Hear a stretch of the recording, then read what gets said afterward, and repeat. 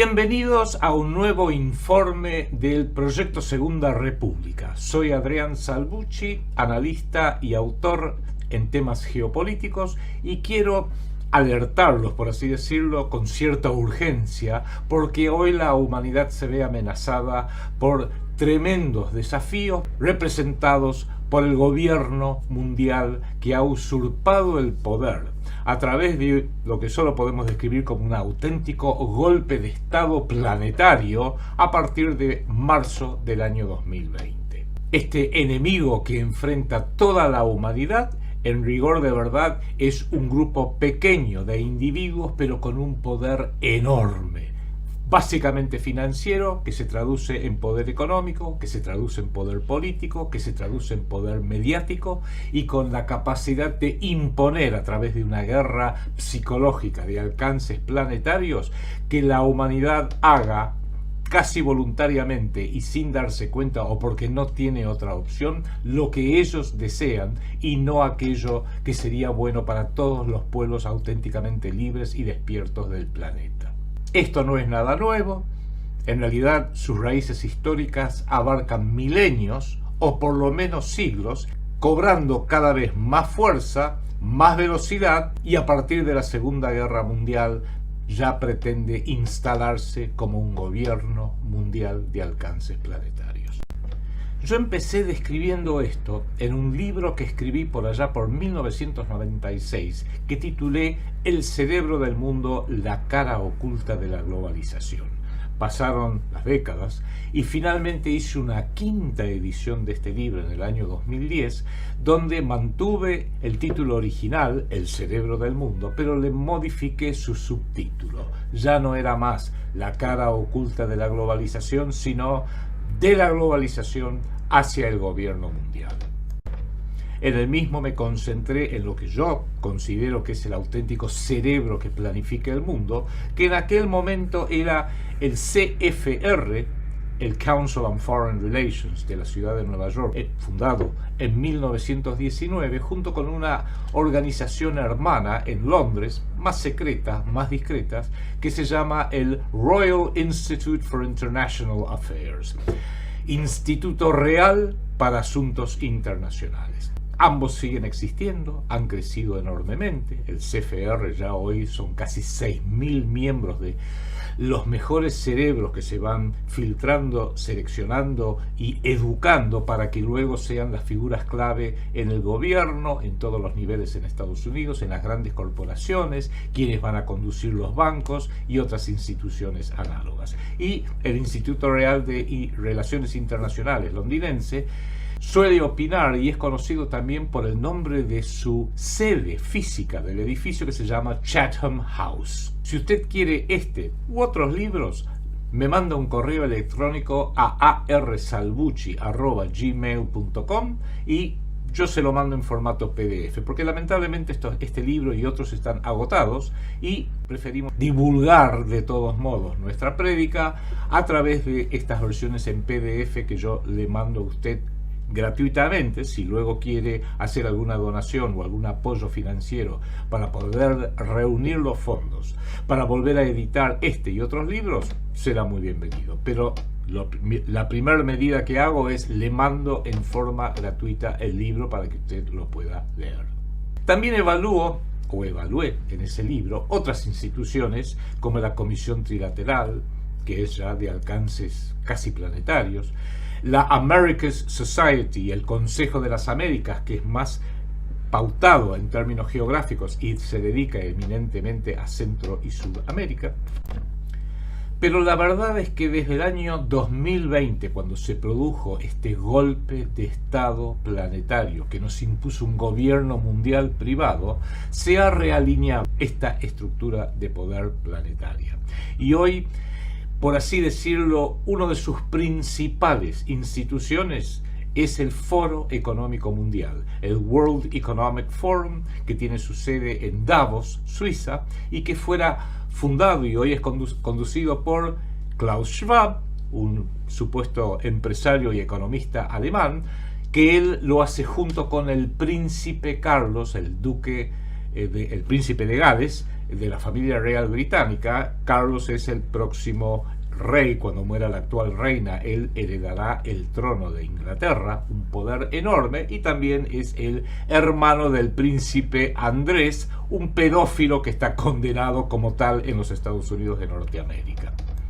Podríamos decir que el Foro Económico Mundial es el operador táctico y a cargo del marketing para imponerle a todo el planeta lo que se conoce como la Agenda 2030 de las Naciones Unidas. Las Naciones Unidas es, por así decirlo, el promotor estratégico, porque lo hacen las Naciones Unidas y todos los países miembros tienen la obligación de cumplir con la Agenda 2030, pero por allá por el mes de junio del año 2016, el secretario general de la ONU, Antonio Guterres, y el director ejecutivo vitalicio del Foro Económico Mundial, Klaus Schwab, firmaron un acuerdo formal mediante el cual el Foro Económico Mundial se hacía cargo de la promoción, implementación y el diseño de esta Agenda 2030 y su imposición en todo el mundo. Es importante que hablemos de este tema ahora porque el Foro Económico Mundial está próximo a realizar una cumbre en este año 2022 en la ciudad de Davos entre el 22 y el 26 de mayo del 2020. Luego de esta cumbre, donde va a haber decisiones que se van a adoptar y se van a diseñar, una organización que está por encima del Foro Económico Mundial y que tiene aún más poder que el Foro Económico Mundial, que ni siquiera es una organización, es una suerte de reunión informal, que se lo conoce como la reunión Bilderberg, que se vienen reuniendo desde 1954 y va a llevar adelante, ya lo han preanunciado luego de 2 años de interrupción por la crisis de salud pública planetaria, van a reunirse fines de mayo, principios de junio, como lo suelen hacer desde hace muchos años. Bilderberg reúne a los grandes centros o operadores financieros del planeta, a las grandes corporaciones, a los fondos de inversión, a los que manejan los grandes medios de difusión planetarios, a los grandes jefes de la industria armamentista planetaria, alimentos, farmacéuticas y las realezas de Europa Occidental y de algunas zonas fuera de Europa, como por ejemplo el mundo árabe. Este gobierno mundial que están llevando a cabo ya lo describieron hace muchos años, en el año 2010, cuando la Fundación Rockefeller, en el año 2010, presenta un informe junto con GBN, la Red Planetaria o Global de Negocios, que se llamó Scenarios for the Future of Technology and International Development. Entiendo que no hay una versión en castellano y este título se podría traducir como Escenarios para el futuro de la tecnología y el desarrollo internacional.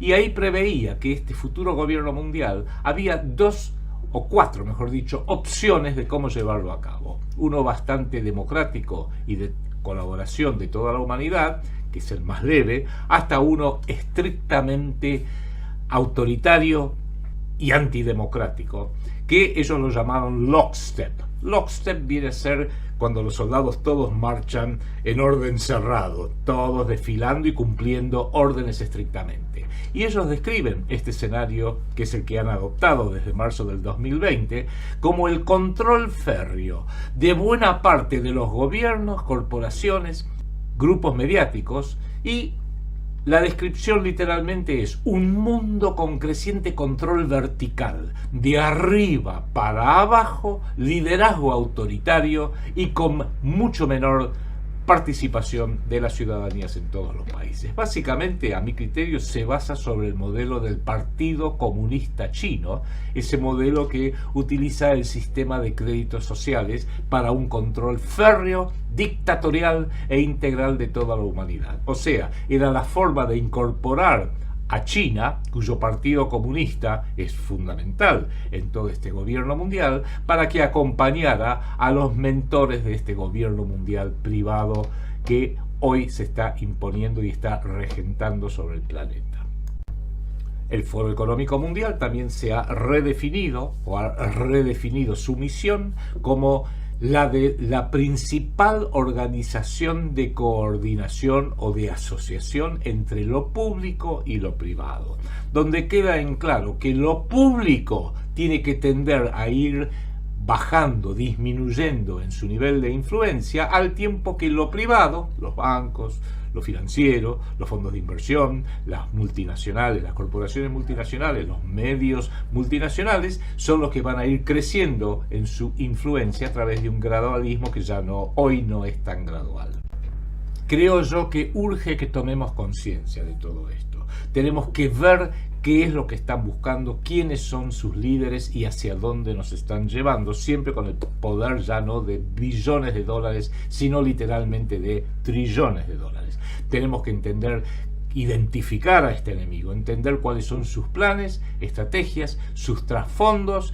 Hoy somos 8.000 millones de personas en el planeta. Ya no hay ideologías de izquierda y de derecha, que era la división ideológica del siglo XX.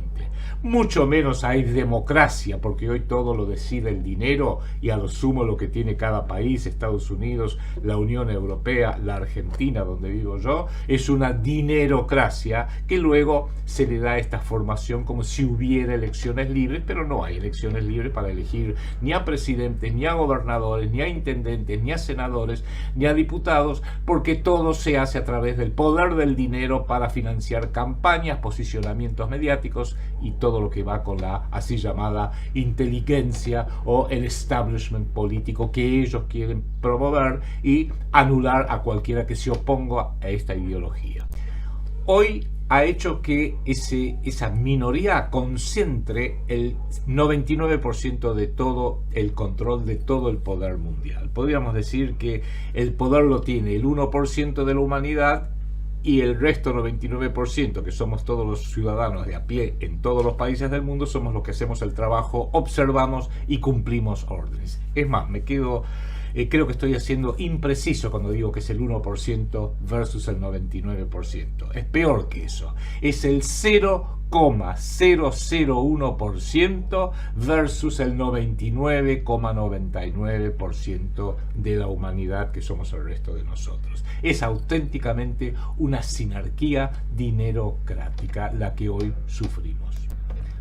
Pero volviendo al Foro Económico Mundial, que transitoriamente es la entidad que está coordinando este gobierno mundial, digamos que Klaus Schwab, su fundador y actual jefe indiscutido, creó esta institución a partir de 1971 con el apoyo financiero de literalmente miles de corporaciones multinacionales de aquella y esta época. Su actual directorio, él tiene el acompañamiento por elección propia de multibillonarios y figuras poderosas o de gran relieve, desde Lawrence Fink, el número 1 del fondo BlackRock, que es el fondo más gigantesco del planeta, que prácticamente junto con Vanguard son dueños de todas las grandes corporaciones. Lo hemos mostrado en un reciente video del proyecto Segunda República.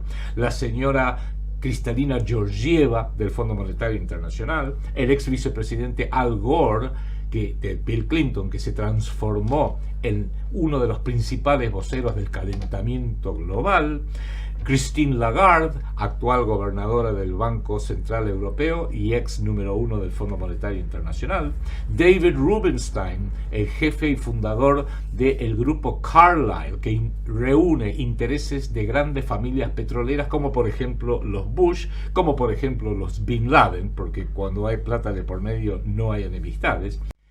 Mark Carney, que fue el gobernador del Banco de Inglaterra, Min Tzu, que es el director ejecutivo del Instituto Nacional de Investigaciones Financieras de la República Popular China, que son parte de todo este esquema, Fabiola Gianotti, que es la presidenta del ciclotrón, colisionador de partículas del CERN, el Centro Europeo de Investigaciones Nucleares. Tendremos que hablar muy específicamente de eso en otro momento.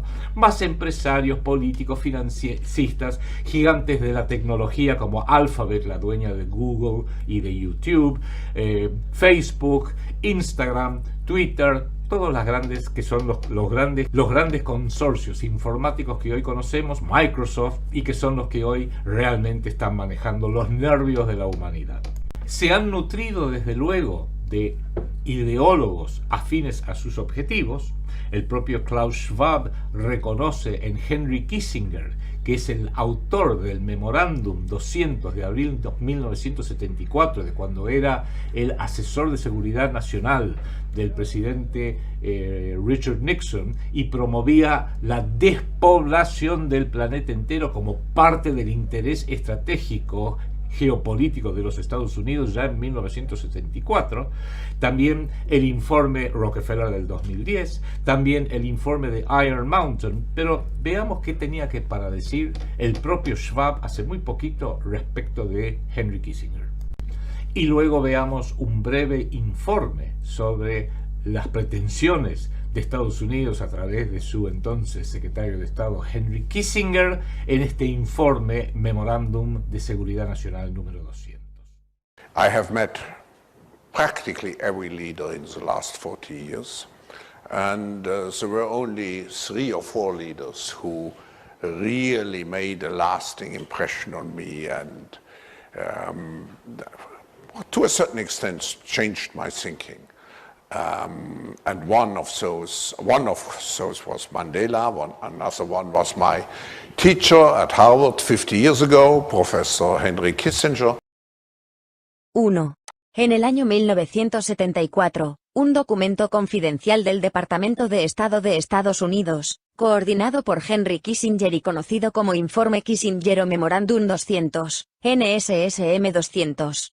National Security Study Memorandum 200, analizaba las implicaciones del crecimiento de la población mundial para la seguridad y los intereses globales de Estados Unidos.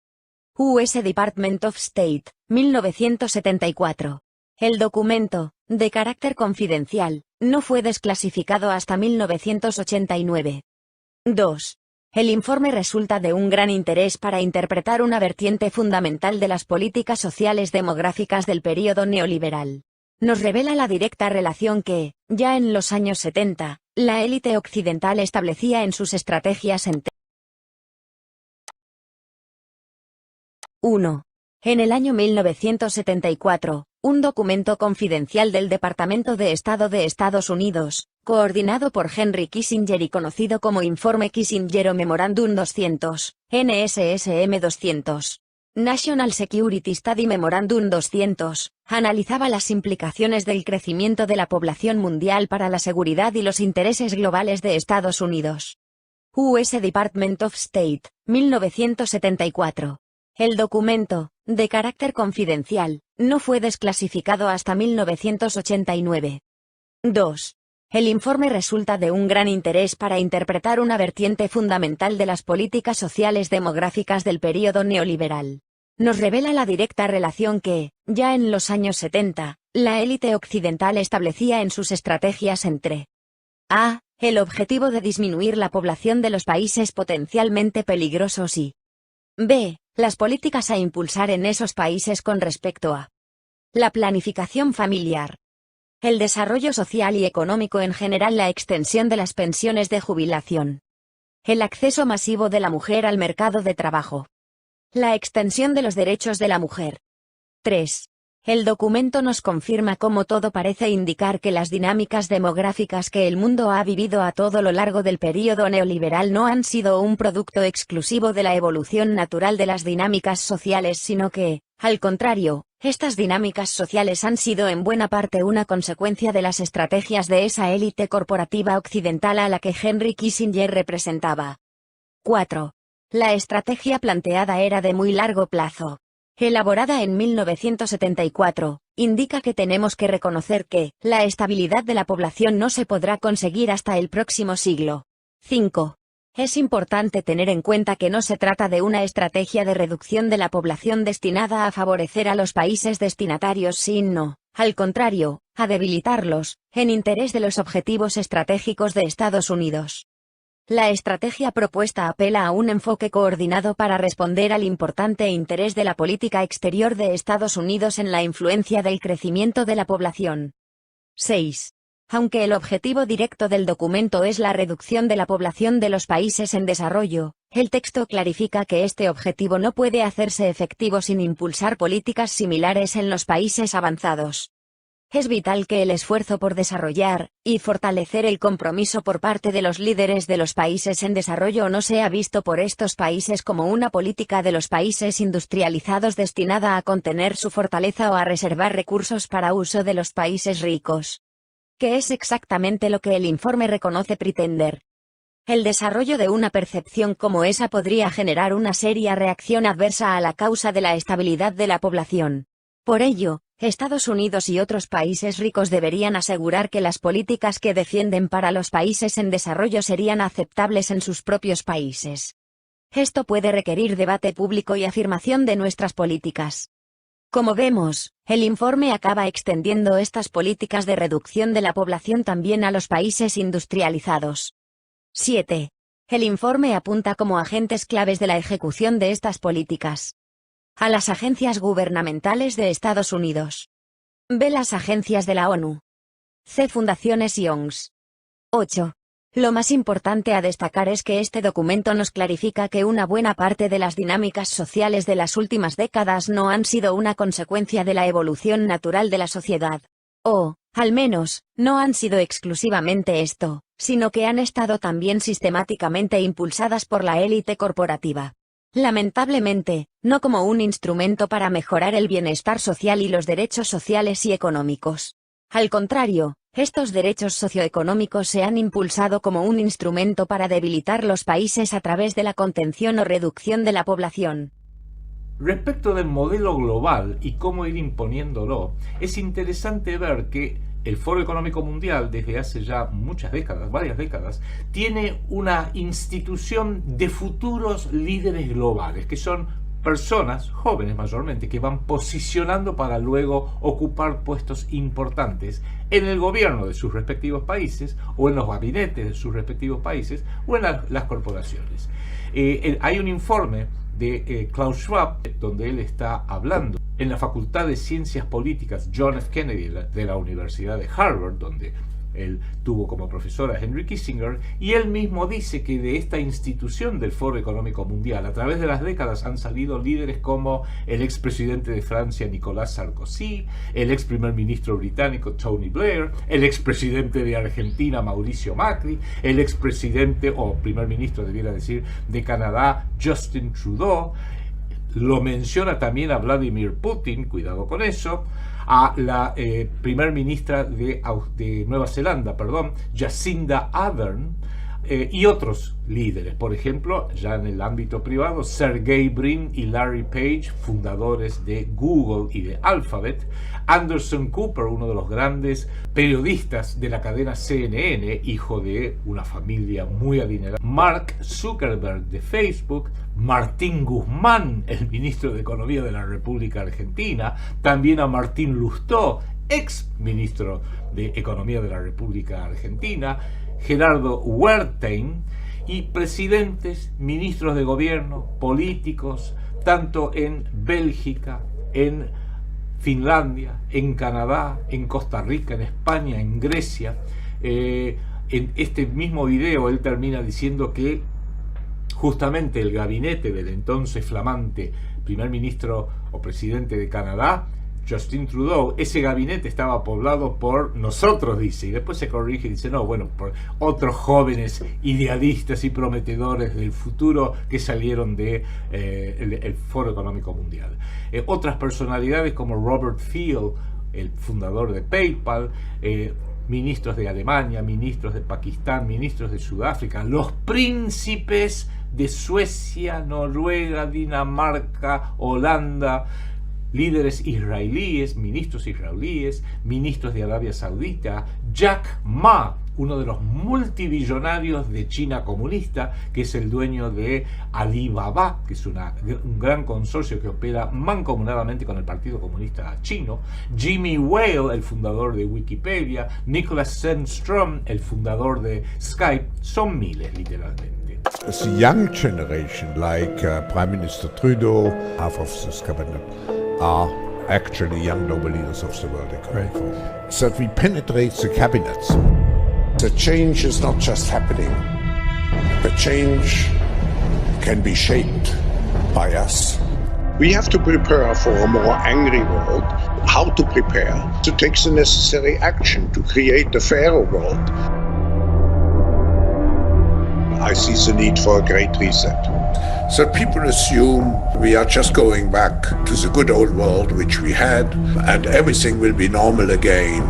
This is, let's say, fiction. It will not happen. There is only one way this pandemic is going to go. It's going to get worse and worse and worse. Pay insufficient attention to the frightening scenario of a comprehensive cyber attack, which would bring to a complete halt to the power supply, transportation, hospital services, our society as a whole. The COVID-19 crisis would be seen in this respect as a small disturbance in comparison to a major cyber attack.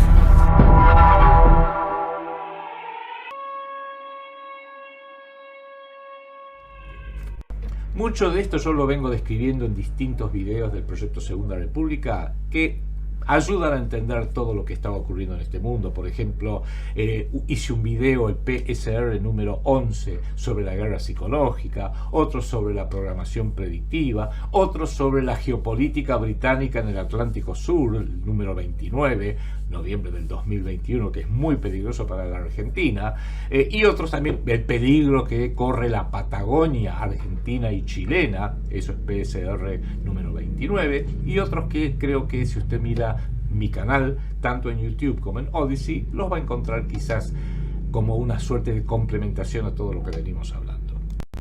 Pero es muy importante, y quizás ese es el tema central de este video, que el Foro Económico Mundial ha asumido como una suerte de filósofo propio de esta institución a un joven, tiene 46 años, israelí de nombre Yuval Noah Harari. Es un historiador y filósofo, nacido en Israel, profesor en la Universidad Hebrea de Jerusalén, ha sido posicionado por el Foro Económico Mundial como uno de sus grandes voceros filosóficos. Es un hombre, lo menciono porque esto está en el sitio de Wikipedia, abiertamente gay. Él mismo dice que vive con su marido, Kamei Yosef, en Moshav, en una Moshav, una suerte de comunidad cerca de Jerusalén. Y creo que escuchar distintos tramos de conferencias oficiales, la mayoría dentro del ámbito del Foro Económico Mundial, de Yuval Noah Harari, ayuda a iluminar de qué estamos hablando. Es muy importante porque este es un señor sumamente inteligente, sumamente buen expositor, muy elocuente, habla perfecto inglés, por supuesto, pero hay que escuchar lo que dice porque, a mi criterio, es la negación de todo valor cristiano, la negación de todo valor musulmán y la negación de todo valor del tradicional budismo, taoísmo o shintoísmo del Lejano Oriente. Digo todo esto porque este señor es una declaración de guerra directa a los valores éticos, morales, tradicionales, milenarios de las grandes religiones que hoy la mayoría de la humanidad se identifica con una u otra, salvo ese creciente grupo de la humanidad que está cayendo, se está hundiendo en la oscuridad, sin valores, sin Dios, sin esperanzas de un mundo trascendente, sino que únicamente cree que la inmortalidad tiene que ser física, todo tiene que ser físico. Escúchenlo y creo que usted va a poder sacar sus propias conclusiones. Verán que el objetivo del señor Schwab y del Foro Económico Mundial es imponernos el gran reseteo de todo, en lo político, en lo económico, en lo financiero, en lo monetario con moneda digital, gran reseteo de todo, que es la nueva frase que describe lo que hasta hace poco era el nuevo orden mundial, utilizado por ellos mismos, por Bill Clinton, por Cristina Kirchner, por George Bush padre, George Bush hijo, por David Cameron, el ex primer ministro de Gran Bretaña, pero que se dieron cuenta que es una frase que adquirió una suerte de imagen un poco ominosa, de manera que lo han cambiado y lo llaman el gran reseteo. Y Build Back Better, reconstruir todo mejor, que como hemos mostrado en distintos videos últimamente, también se transformó en el mantra de todos los políticos de Occidente. lo que en definitiva están promoviendo es el transhumanismo tecnocrático, ateo y absolutamente esclavizador de la totalidad de la humanidad, salvo este pequeño 0,001% que son ellos, los poderosos trillonarios. Es más, ya promueven inclusive que esa minoría no va a ser una clase social diferente arriba de la pirámide de poder. Él mismo lo describe como una nueva especie humana. Y quizás tenga razón. Y lo último que les quiero decir antes de compartir estos videos es que esto creo que tiene sus raíces, que en algunos casos son milenarias y se remontan al imperio cásaro centroasiático, que era un imperio nómade, que la tradición dice que su rey Bulán fue casi obligado a asumir una religión porque eran tal los desastres que estaban ocasionando, especialmente en lo que era ya Rusia, la Rusia que es su enemigo eterno. Fueron obligados a decidir elegir entre el cristianismo de Constantinopla o el Islam desde el califato de Bagdad. Pero este rey, en el siglo VIII, siglo IX, sabiamente también invitó a distintos líderes de estas religiones y también a un rabino judío desde Córdoba, según dice la tradición, Córdoba, España. Y después de escuchar al sacerdote cristiano, al imán islámico y al rabino israelí, decidió que su pueblo cásaro, nómade, se convertiría en masa, casi uno de los únicos ejemplos que hay en la historia, a la religión de Moisés. Y es así que se asentaron en Casaria, entre el mar Caspio y el mar Negro, pero muy especialmente en el sur de Ucrania. Y quizás esto empiece a darnos cierta luz de por qué Ucrania es tan vital para sus intereses y por qué concentraron tantas fuerzas en Ucrania. Lo lamento terriblemente por los ucranianos, pero quizás para Argentina no es una mala noticia, porque implica que han no desactivado, pero han bajado la presión y los objetivos que tenían sobre la Patagonia, según los objetivos del sionismo fundado por Teodoro Herzl a fines del siglo XIX, que pretendía fundar el Estado de Israel, por allá por fines del siglo XIX, en la Argentina, y así lo dice específicamente en su libro fundacional, Un Estado Judío, donde se preguntaba si había que fundar ese Estado futuro soberano de la comunidad judía en Palestina o en Argentina. Así lo dice literalmente. Y de eso trata PSR número 29, Patagonia, peligro sobre nuestro territorio, hablando de la Patagonia argentina y chilena. Pero de todos modos, no hay que bajar la guardia, porque los tiempos que se vienen para la humanidad son muy peligrosos, son muy terribles, estamos inmersos en ellos en este preciso instante, y creo que esta información, más que interpretarla yo, vea usted, escucha a este señor Yuval Harari, que es el filósofo, por así decirlo, que tiene todo el apoyo del Foro Económico Mundial, y saque sus propias conclusiones. And COVID is critical because this is what convinces people to accept, to legitimize total biometric surveillance. If we want to stop this epidemic, we need not just to monitor people, we need to monitor what's happening under their skin. What we have seen so far, it's corporations and governments collecting data about where we go, who we meet, what movies we watch. The next phase is the surveillance going under our skin. We now see mass surveillance systems established even in democratic countries, which previously rejected them.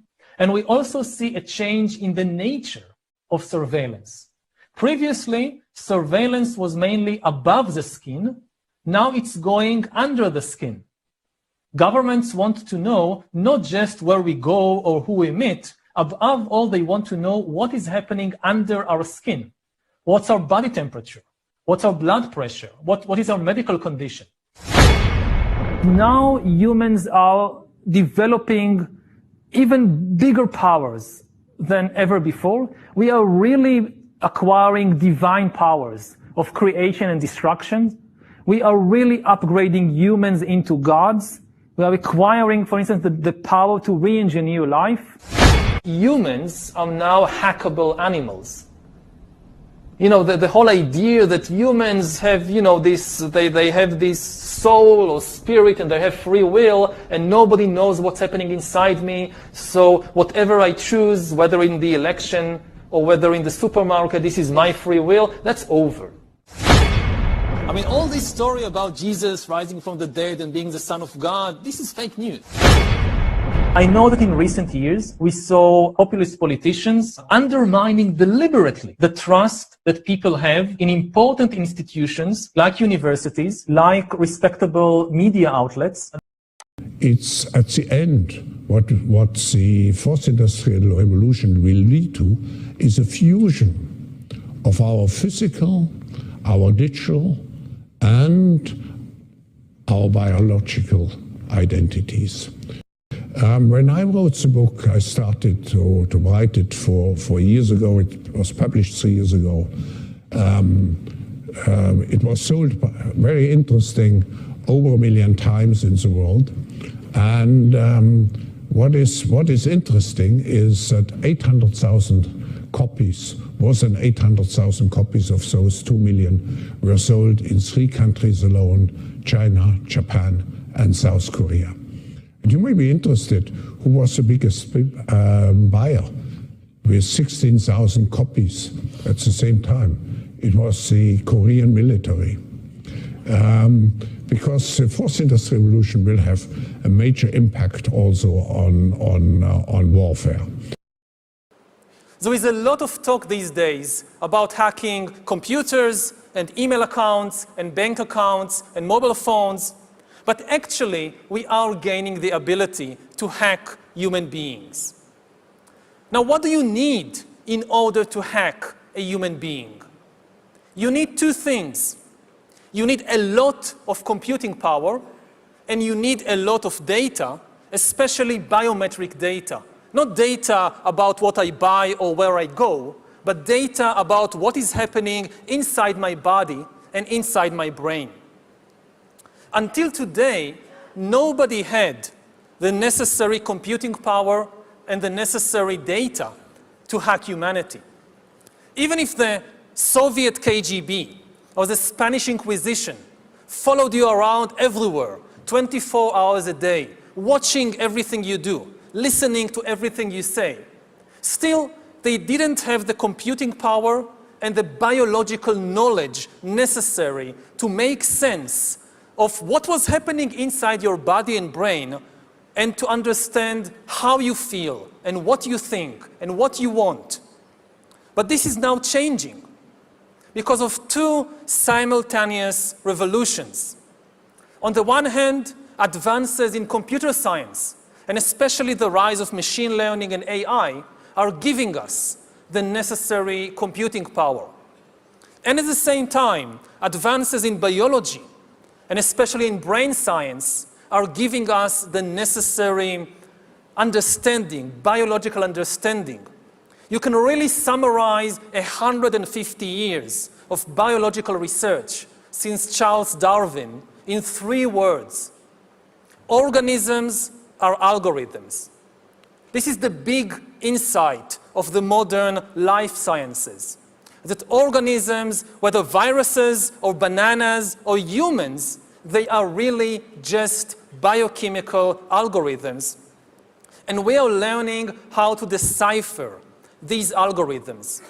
Now, when the 2 revolutions merge, when the infotech revolution merges with the biotech revolution, what you get is the ability to hack human beings.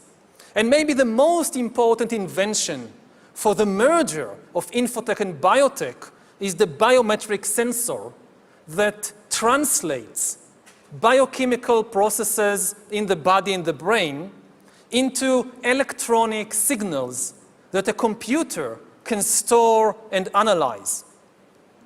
And once you have enough such biometric information and enough computing power, you can create algorithms that know me better than I know myself. And humans really don't know themselves very well. This is why algorithms have a real chance of getting to know ourselves better. We don't really know ourselves. To give an example, when I was 21, I finally realized that I was gay after living for several years in denial. And this is not exceptional. A lot of gay men live in denial for many years. They don't know something very important about themselves. Now imagine the situation in 10 or 20 years when an algorithm can tell any teenager exactly where he or she is on the gay-straight spectrum, and even how malleable this position is. The algorithm tracks your eye movements, your blood pressure, your brain activity, and tells you who you are. Now maybe you personally wouldn't like to make use of such an algorithm, but maybe you find yourself in some boring birthday party of somebody from your class at school, and one of your friends has this wonderful idea that I've just heard about this cool new algorithm that tells you your sexual orientation, and wouldn't it be a lot of fun if everybody just takes turns testing themselves on this algorithm as everybody else is watching and commenting? What would you do? Would you just walk away? And even if you walk away, and even if you keep hiding from your classmates or from yourself, you will not be able to hide from Amazon and Alibaba and the secret police. You could tell Coca-Cola that if you want to sell this person some fuzzy, sugary drink, don't use the advertisement with the shirtless girl. Use the advertisement with the shirtless guy. You wouldn't even know that this was happening, but they will know, and this information will be worth billions. Once we have algorithms that can understand me better than I understand myself, they could predict my desires, manipulate my emotions, and even take decisions on my behalf. And if we are not careful, the outcome might be the rise of digital dictatorships. In the 20th century, democracy generally outperformed dictatorship because democracy was better at processing data and making decisions. We are used to thinking about democracy and dictatorship in ethical or political terms, but actually, these are two different methods to process information.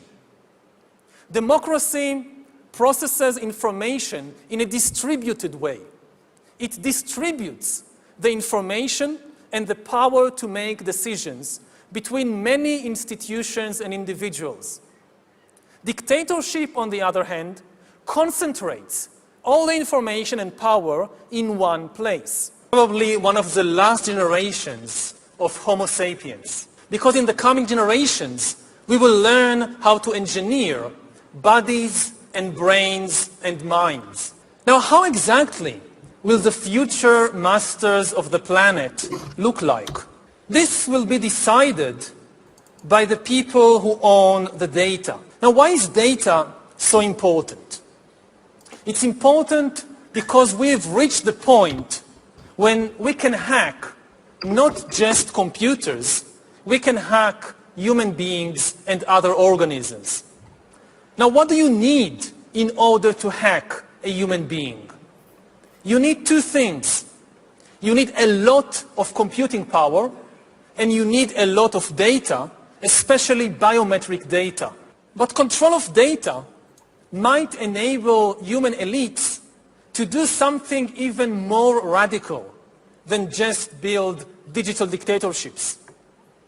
By hacking organisms, elites may gain the power to re-engineer the future of life itself. Evolution by natural selection with evolution by intelligent design. Not the intelligent design of some god above the clouds, but our intelligent design and the intelligent design of our clouds. The IBM cloud, the Microsoft cloud, these are the new driving forces of evolution. Might enable human elites to do something even more radical than just build digital dictatorships. By hacking organisms, elites may gain the power to re-engineer the future of life itself. Because once you can hack something, you can usually also engineer it. Humans are now hackable animals.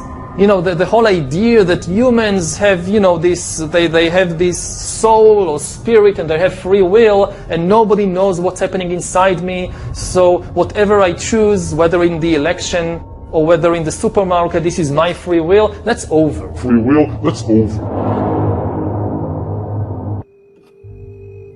When you have enough data, you don't need to send soldiers in order to control a country. Alongside inequality, the other major danger we face is the rise of digital dictatorships that will monitor everyone all the time. This danger can be stated in the form of a simple equation, which I think might be the defining equation of life in the 21st century, which means biological knowledge multiplied by computing power multiplied by data equals the ability to hack humans.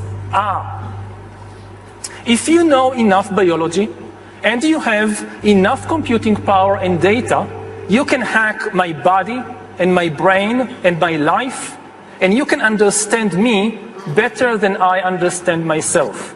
You can know my personality type, my political views, my sexual preferences, my mental weaknesses, my deepest fears and hopes. You know more about me than I know about myself. And you can do that not just to me, but to everyone. A system that understands us better than we understand ourselves can predict our feelings and decisions, can manipulate our feelings and decisions, and can ultimately make decisions for us. Now, in the past, many tyrants and governments wanted to do it, but nobody understood biology well enough, and nobody had enough computing power and data to hack millions of people. Neither the Gestapo nor the KGB could do it. But soon, at least some corporations and governments will be able to systematically hack all the people. We humans should get used to the idea that we are no longer mysterious souls. We are now hackable animals. That's what we are. The power to hack human beings can of course be used for good purposes, like providing much better healthcare. But if this power falls into the hands of a 21st century Stalin, the result will be the worst totalitarian regime in human history, and we already have a number of applicants for the job of 21st century Stalin. Just imagine North Korea in 20 years, when everybody has to wear a biometric bracelet which constantly monitors your blood pressure, your heart rate, your brain activity, 24 hours a day. You listen to a speech on the radio by the great leader, and they know what you actually feel. You can clap your hands and smile, but if you're angry, they know you'll be in the gulag tomorrow morning. Now, even if we indeed prevent the establishment of digital dictatorships, the ability to hack humans might still undermine the very meaning of human freedom.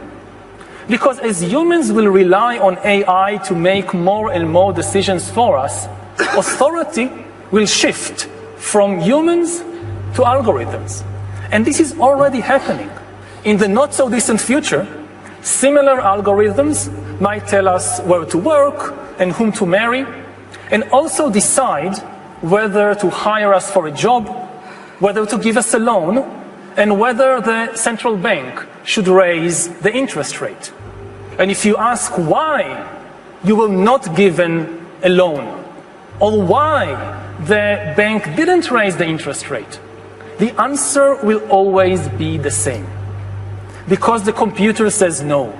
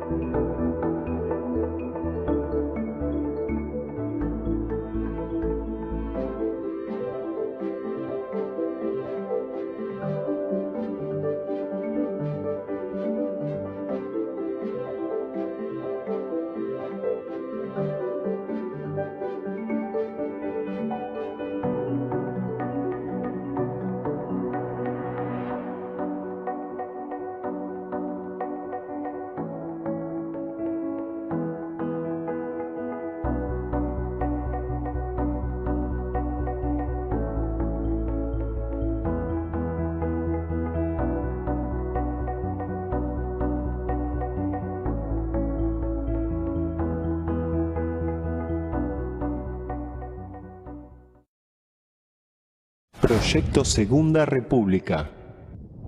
No somos la oposición. Somos la resistencia. Una idea cuyo tiempo ha llegado.